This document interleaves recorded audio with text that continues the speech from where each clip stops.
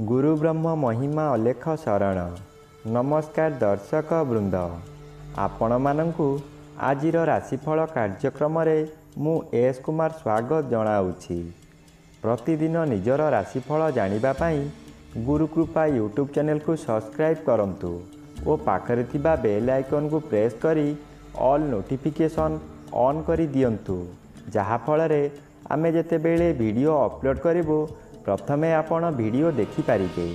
आमर यही वीडियो रे आपण संपूर्ण पंचांग सहित मेष ठारू मीन पर्यंत 12 गोटी राशिर राशिफल विषय रे जानि पारिबे। वीडियो को दयाकरी शेष पर्यंत देखंतु। वीडियोटी भल लागिथिले वीडियो को लाइक करंतु एवं आपणक प्रियजन पाखु शेयर करी जणांतु। एबे आसंतु जानिबा आज दिनर संपूर्ण पंचांग विषय। आज 2024 मसीहा अगस्ट मास 27 तारिख मंगलवार, दिल्ली सौराब्द सन 1431 साल, स्वाधीन भारताब्द 78 वर्ष, महिमाद 197 वर्ष। उत्कल गजपति श्री श्री गजपति दिव्यसिंहदेव महाराजांकर 67 अंक। सौरस्व भाद्रव मास 11 दिन, चांद्रमते भाद्रव कृष्ण पक्ष अष्टमी तिथि प्रातः 6 घंटा 23 मिनिट पर्यंत। एहा परे नवमी क्षय तिथि शेष रात्रि 5 घंटा 7 मिनिट पर्यंत। आजिर सूर्योदय विरजा क्षेत्र को 5 घंटा 32 मिनिट, सिंह लग्न 1 दंड 45 लिता गते उदय।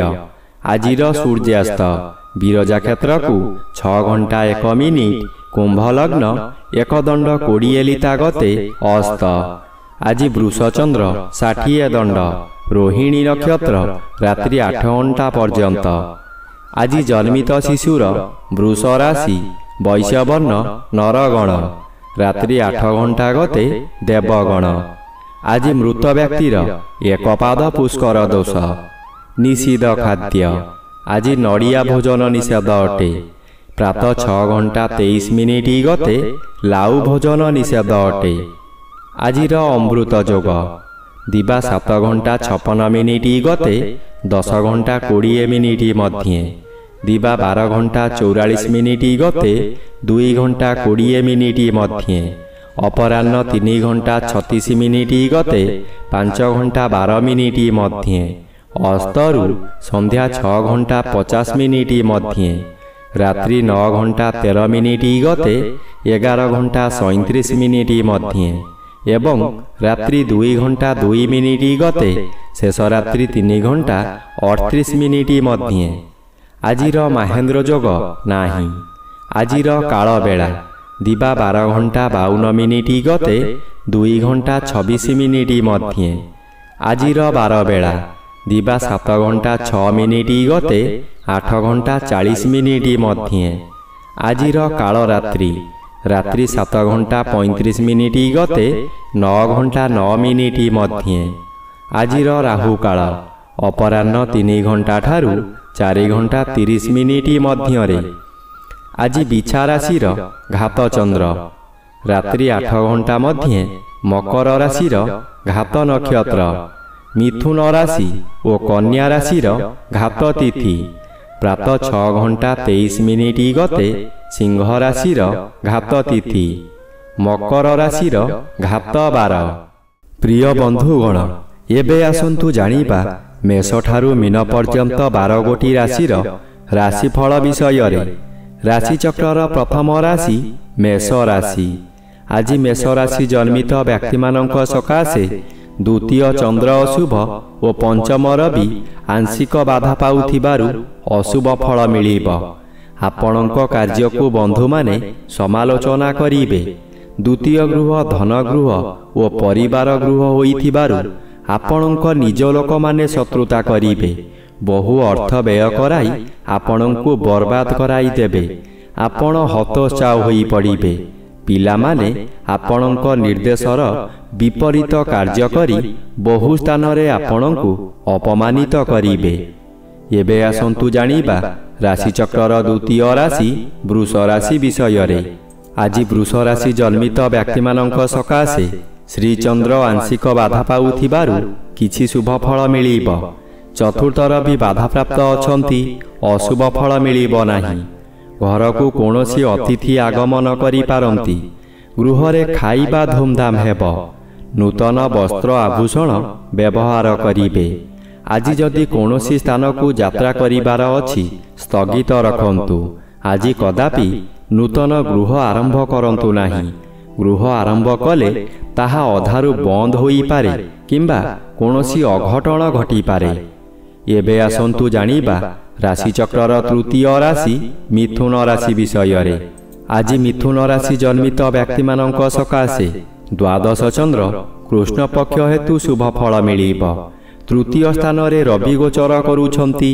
ଆପଣଙ୍କୁ ବରଦାନ ସଦୃଶ୍ୟ ଫଳ ମିଳିବ। ଦୁଶ୍ଚିନ୍ତା ମନରୁ ହଟିଯିବ। ଉତ୍ତମ ଆୟ ହେବ। ଅର୍ଥ କାରବାରରେ ଉନ୍ନତି ଆସିବ। ଜୁଆ ଲଟେରୀରେ ଭାଗ ନେଇ ଉନ୍ନତି କରିବେ। ମନ ଖୁସିରେ ବହୁ ତୀର୍ଥସ୍ଥାନକୁ ଗମନ କରିବେ। ପୂର୍ବରୁ ଲାଗିଥିବା ଶତ୍ରୁମାନେ ଆପଣଙ୍କ ପରାକ୍ରମ ଦେଖି ଭୟରେ ଆତ୍ମଗୋପନ କରିବେ। ଏବେ ଆସନ୍ତୁ ଜାଣିବା ରାଶିଚକ୍ରର ଚତୁର୍ଥ ରାଶି କର୍କଟ ରାଶି ବିଷୟରେ। ଆଜି କର୍କଟ ରାଶି ଜନ୍ମିତ ବ୍ୟକ୍ତିମାନଙ୍କ ସକାଶେ ଏକାଦଶ ଚନ୍ଦ୍ର ଅନ୍ୟ ଗ୍ରହ ଦ୍ୱାରା ବାଧା ପାଉଥିବାରୁ ଶୁଭ ଫଳ ମିଳିବ ନାହିଁ। ଦ୍ୱିତୀୟ ରବି ଅଶୁଭ। ଆପଣଙ୍କର ଦୂରଦୃଷ୍ଟିର ଅଭାବ ରହିବ। କିଛି ଭାବିବା ସମୟରେ ବିଭ୍ରାନ୍ତିକର ପରିସ୍ଥିତି ଉପୁଜିପାରେ। ଅର୍ଥ ଉପାର୍ଜନରେ ବାଧା ଆସିବ। ବହୁଦିନରୁ ଆଶା କରିଥିବା କାର୍ଯ୍ୟ ଆଜି ନିରାଶାରେ ପରିଣତ ହୋଇଯିବ। ଆପଣ ଏତେ ଦୁର୍ବଳ ହୋଇଯିବେ ଯେ ନିର୍ଜନ ସ୍ଥାନରେ ରହିବାକୁ ପସନ୍ଦ କରିବେ। ମନରେ ରାଗକ୍ରୋଧ ବୃଦ୍ଧି ହେବ। ଏବେ ଆସନ୍ତୁ ଜାଣିବା ରାଶିଚକ୍ରର ପଞ୍ଚମ ରାଶି ସିଂହ ରାଶି ବିଷୟରେ। ଆଜି ସିଂହ ରାଶି ଜନ୍ମିତ ବ୍ୟକ୍ତିମାନଙ୍କ ସକାଶେ ଜନ୍ମ ରବି ଅଶୁଭ ଓ ଘାତ ତିଥି ଅଶୁଭ ଫଳ ମିଳିବ। ବିଦେଶରୁ ଦୁଃଖ ଖବର ପାଇ ମନରେ ଶୋକଜାତ ହେବ। ହଠାତ୍ ରାଗ ବୃଦ୍ଧି ହୋଇ ହିତାହିତ ଜ୍ଞାନ ଭୁଲିଯିବେ। ବାହାରକୁ ଯାତ୍ରା କରିବାରେ କଷ୍ଟ ଅନୁଭବ କରିବେ।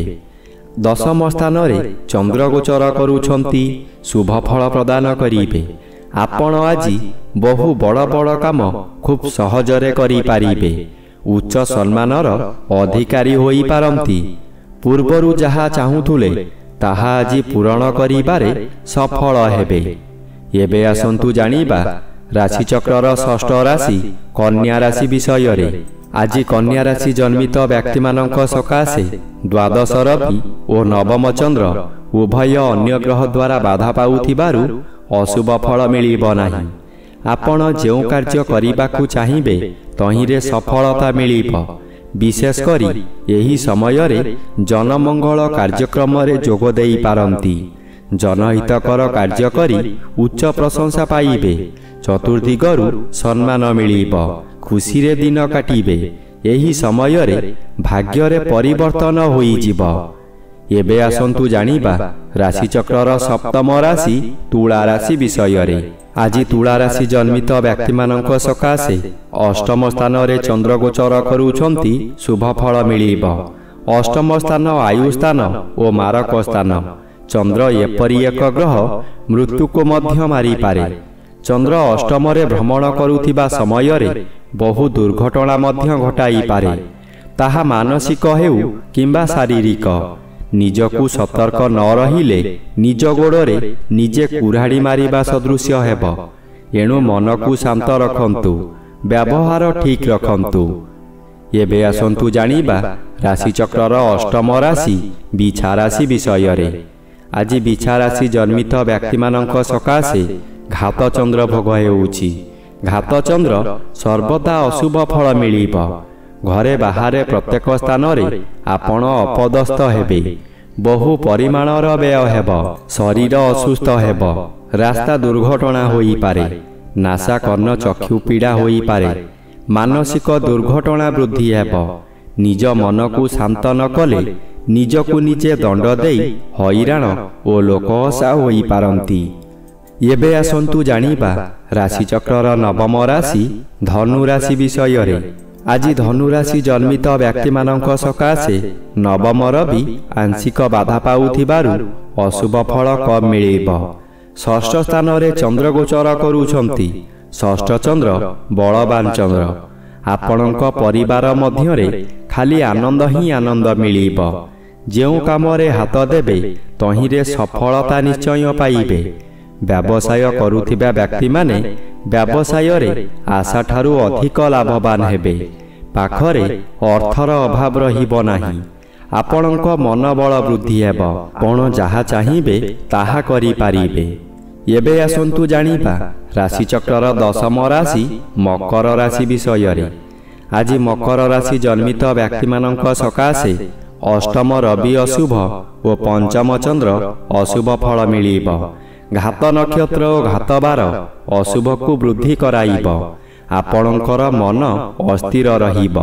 କଥା କଥାକେ ଆପଣ ରାଗିଯିବେ। ଶରୀର ଅସୁସ୍ଥ ରହିବ। ଦୁଃଖ ଯନ୍ତ୍ରଣାରେ ଆପଣ ଜର୍ଜରିତ ହୋଇପଡ଼ିବେ। କରୁଥିବା କାର୍ଯ୍ୟରେ ବାଧା ଆସିବାରୁ ଆପଣ ହତାଶ ହୋଇପଡ଼ିବେ। ରାଗ ଶାନ୍ତ ନ କଲେ ବହୁ ଶତ୍ରୁ ସୃଷ୍ଟି ହେବେ। ପରିବାରରେ ପିଲାମାନେ ଅମାନିଆ ହୋଇଯିବେ। ଏବେ ଆସନ୍ତୁ ଜାଣିବା ରାଶିଚକ୍ରର ଏକାଦଶ ରାଶି କୁମ୍ଭ ରାଶି ବିଷୟରେ। ଆଜି କୁମ୍ଭ ରାଶି ଜନ୍ମିତ ବ୍ୟକ୍ତିମାନଙ୍କ ସକାଶେ ସପ୍ତମ ରବି ଅଶୁଭ ଫଳ ପ୍ରଦାନ କରିବେ।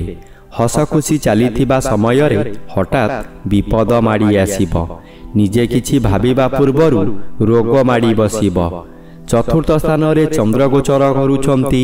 କୃଷ୍ଣପକ୍ଷ ହେତୁ ଶୁଭ ଫଳ ମିଳିବ। କୌଣସି ବନ୍ଧୁଙ୍କ ଦ୍ୱାରା ଆପଣ ଉନ୍ନତି ପଥରେ ଆଗେଇ ଚାଲିବେ। ହଠାତ୍ ଅର୍ଥ ବ୍ୟୟ ହେଲେ ମଧ୍ୟ କୌଣସିଠାରୁ ଅର୍ଥ ମିଳିଯିବ। ଆପଣ ଖୁସିରେ ରହିବେ। ମାନସିକ ଅଶାନ୍ତି ପରିବର୍ତ୍ତେ ମାନସିକ ଶାନ୍ତି ମିଳିବ। ଏବେ ଆସନ୍ତୁ ଜାଣିବା ରାଶିଚକ୍ରର ଦ୍ୱାଦଶ ବା ଶେଷ ରାଶି ମୀନ ରାଶି ବିଷୟରେ। ଆଜି ମୀନ ରାଶି ଜନ୍ମିତ ବ୍ୟକ୍ତିମାନଙ୍କ ସକାଶେ ତୃତୀୟ ସ୍ଥାନରେ ଚନ୍ଦ୍ର ଓ ଷଷ୍ଠ ସ୍ଥାନରେ ରବି ଗୋଚର କରୁଛନ୍ତି। ଅତି ଶୁଭ ଫଳ ମିଳିବ।